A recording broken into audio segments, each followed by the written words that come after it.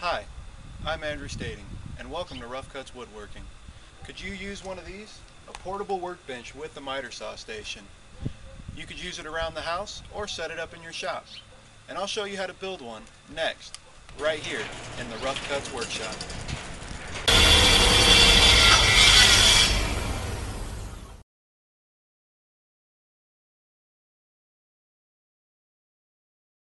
Here's my version with the features that I like. You could actually take this around to different job locations, or you could set it up permanently in your shop.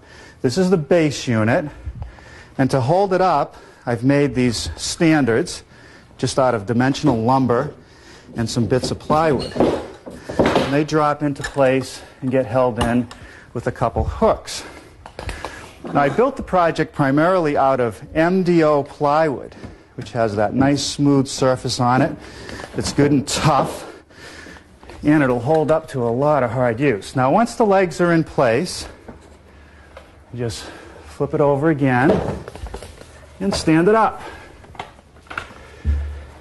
Now, one of the features that I like about a chop saw station is to have it high so that I can see the marks on the wood as I'm using the saw. The saw that I'm using in this setup is a 10-inch compound miter saw, and it simply slips in between some blocks that are up on the tabletop, and they are very tight so that it can't move forward and back or side to side. Now, depending on your miter saw, you may have to make this opening a bit wider and modify the fence so that it matches up with your saw's fence. One of the things that's really necessary on a miter station is a long extended fence. To accomplish that, I built this U-shaped piece that slides out, and the fence is hinged so it just pivots around, and I lock it in place with a little barrel bolt. Now, this is the simple side. On this end, it's the same type of fence mechanism with one added feature. It has a tape strip right along the top of it, and that allows me to use this little accessory. It's a stop block, and that just slips over the fence, and I can lock it down on the measurement that I want and cut several pieces exactly the same length. I'm going to start by cutting a rabbet on the edge of the pieces I'm going to use for my fence, which will allow me to lock the extensions into place. But before we use any power tools, let's take a minute to talk about shop safety. Be sure to read, understand, and follow all the safety rules that come with your power tools. Knowing how to use your power tools properly will greatly reduce the risk of personal injury. And remember this, there is no more important safety rule than to wear these safety glasses.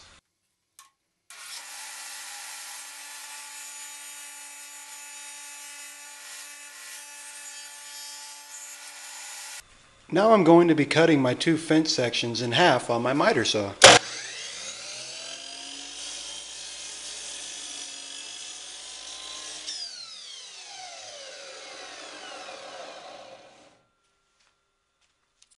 Now with this straight edge pressed up against the existing fence on my miter saw, I can go ahead and set up the extension fence I'm going to put on, making sure it's nice and tight against my straight edge. Now I can go ahead and mark a line where the dado's at.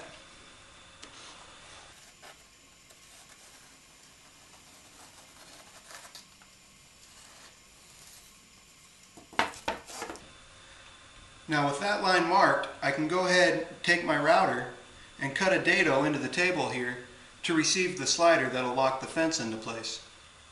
I've screwed this board into place so that I can go ahead and use it as a guide for my router to plow out this dado here. This dado is going to act as a track for my runners to lock the extension of the fence into place.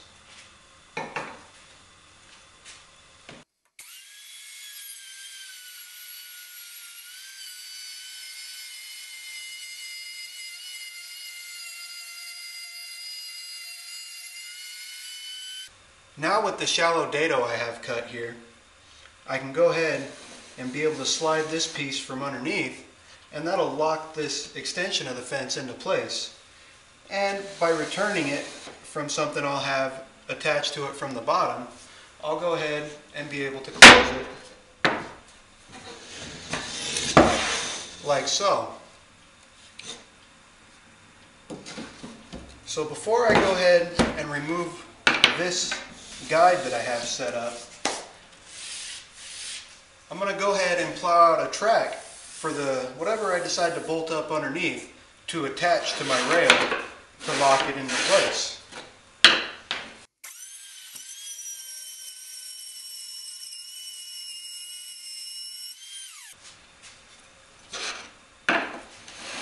Now with that track, I'll be able to put probably a screw in at the bottom of this rail.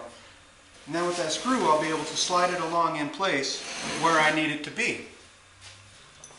Now I'm going to be gluing up the two halves of the fence pieces. And what that'll do is create a nice channel for my rail to ride in and keep everything nice and sturdy.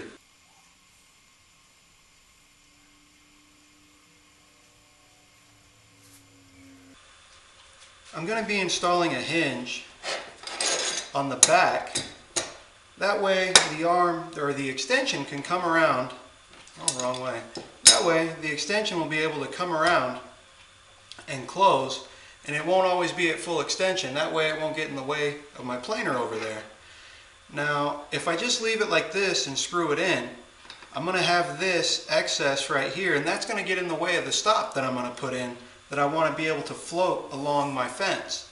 So what I've done is I've taken my router and I've set my bit just a little bit lower or deeper than the thickness of the hinge. So I'm going to go ahead and cut that out.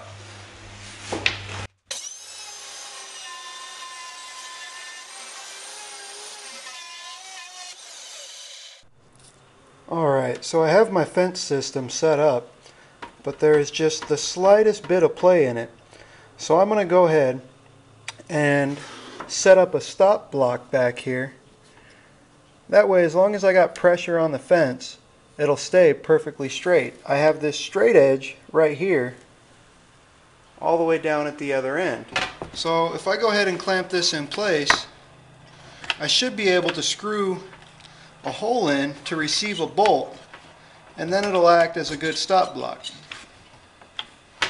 And I'm really sorry for the bad angle, but that's what I got to work with.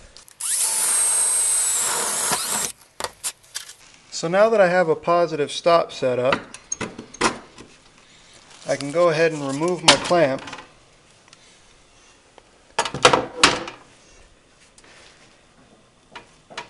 And now there's no play in my fence. Alright, so I got a little ahead of myself making my stop block.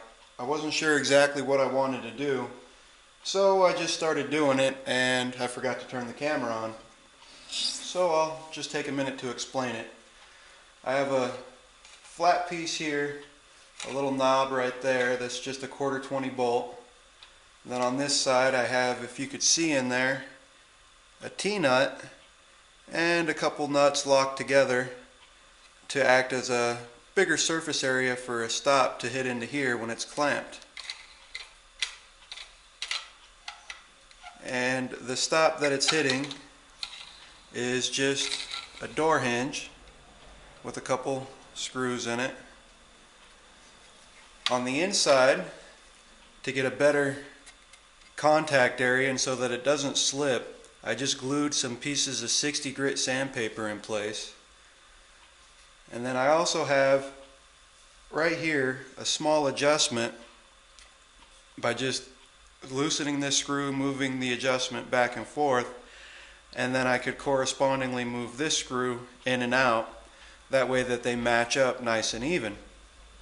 And in doing this, I'm able to adjust this to exact different saw curves for whatever blade whatever saw blade I decide to throw into my miter saw. So it's pretty much like Norm's design with very slight modifications.